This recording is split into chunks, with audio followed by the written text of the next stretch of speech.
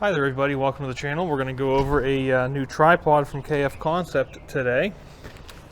And just so I don't get any of the basic stats wrong, I wrote it down. The tripod is called a K234A7+bh-28L tripod head, ball head. It is also called an S210. Now, real quick, just the stats.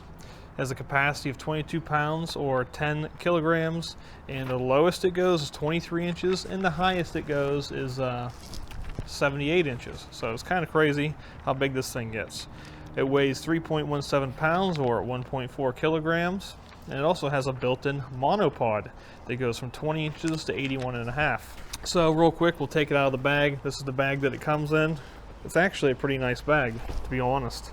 And this tripod, new MSRP listed as about 80 bucks. So I think after using this for about a week, playing with it, this is probably going to become my new suggestion for entry under $100 tripods for people. Because honestly, yeah, it's a lot better than what most people offer. And if you go over to like $150, $200, you're getting into like the Benro, Manfrotto kind of range. So let's open it up. So here we have it right here. It folds up. It's about 18, 19 inches long. When it's folded, it reverses the legs back onto itself. Got some flip locks on there. Some people like flip locks, some people don't. Personally, I don't, because when you're putting this thing together and it's like rolling around your car or whatever, and if you're not paying attention while carrying it, say your center column moves a little bit and you don't want it to, but you're not paying attention, these levers on here can hit the locks and flip them open. So then if you go, oh, I'm gonna, move my tripod, legs start coming out. So I'm not a huge fan of leg locks myself. I like twists, but it also has a little hook here to hang weight on the bottom of the feet. It has rubber feet, but if you screw the feet in, it shows metal spikes if you're on some rough terrain. And if you're inside and you don't want to mess up your floor, just screw the rubber foot back out. If you use this in the rain, in the water, creeks, I would take this home, dry it out, because I highly doubt that these are stainless steel threaded, so you don't want it to rust, get trapped in there, would not be good. And we'll just get the legs out. Okay, so here's our tripod.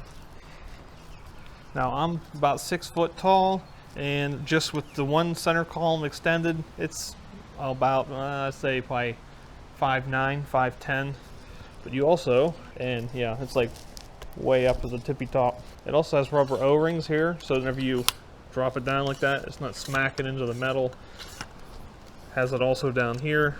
Actually, not a bad deal for 80 bucks. Now you also get a couple different settings here on the foot, on the leg, so you can do the normal, stance for the tripod, push down on this little trigger button, you can go there, and another one to go there. So if you want to get closer to the ground, it pretty much just almost goes flat, to be honest. And then also you can reverse the neck, and now you have the ball head on the bottom. So if you want to do some nice macro work or anything like that, or just a different angle from what the tripod normally allows you to, pretty easy to do. Just something of note to keep in mind, this little hook down here is only held in with like a pretty heavy duty plastic bolt that it goes into. So I would not be putting, 15, 20 pounds on there to stabilize this. I would only put like a light, 5-6 pound item on there. Now I do wish this foam grip was on all 3 legs, because when it comes to the winter time, so you got a big 150 to 600 lens on here, and you're trying to move it around, you're gonna be gripping probably with 2 hands, not 1 hand. And one hand's gonna be nice and not freezing. The other hand's gonna be basically stuck to it, like that scene from Christmas Story, putting your tongue on a flagpole. So when it comes to the monopod, to take this off, it has a little sign right here to detach it. It's pretty easy. You just twist it off. So once you got your ball head off, really, you just screw it in like you normally do on any tripod. Or you could also use it as a hiking stick if you wanted to, which, it only holds 20 pounds, so probably not gonna exactly save you from falling, but it's just something extra you can use. Now, if you need this monopod to be taller for whatever reason, just take the ball head back off, and then take your whole center column out of the main tripod, screw it right in there. Then you can just adjust it like that, and get the height you need. Adjust your legs, personally retract to the smallest end first to get the height that you need. Thinner legs on tripods are not as sturdy. So that's just with 2 legs extended and the smallest section retracted, and the center column put on top for the monopod.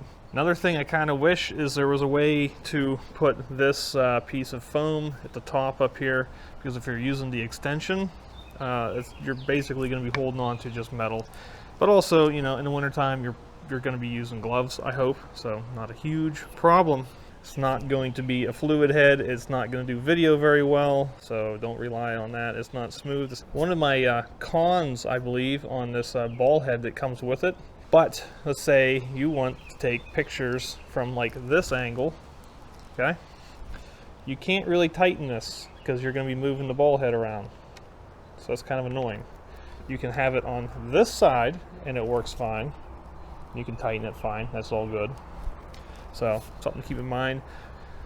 It's not a huge deal, but if you're already set and you're like, oh, I'm gonna sit like this, shoot like this, then you're gonna have to like twist the whole tripod or the head or the neck to get it to where you need it to be. There's degrees marked here on the ball head, which I mean, I guess that's useful for some people. People say, oh, this degree is marked on there. You could do panoramic photos. I don't need degrees to take pictures like in a panorama. Just take the pictures.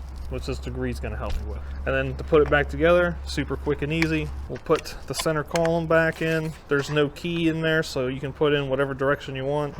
One of the other things I'd like to point out that's not super great on this is it's a little windy out.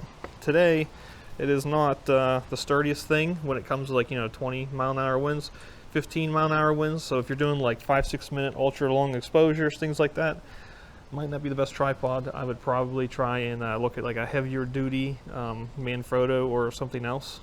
Something with a higher capacity, something with thicker legs. Because these legs are about as thick as my thumb, which is fine for like doing basic talking head video or anything like that, or basic family photos, basic, you know, waterfall photos, like anything that's like maybe 1-2 second exposure. It'll be great. It'll be fine for that. It's a good starting tripod for the price. And I also, one last thing I would like to add, that I did buy this tripod with my own money. This was not given to me for a KF concept or anything. This is on my own accord, and they have no input on my reviews of their equipment. But I do have a KF concept affiliate link in the description. If you want to buy this, a small percentage is a kickback to the channel, supports it, keeps it going. So if you want to buy one, I really appreciate you use that link. And there's also Adorama and Amazon links down there as well. So if you found this video useful, interesting, fascinating, entertaining, please hit that subscription button, leave the video a like, and I'll see you out there taking pictures. It'll be pretty easy to see me from a mile away in the fluorescent orange with the blue hat. So until next time, I wish you the best of luck. See ya.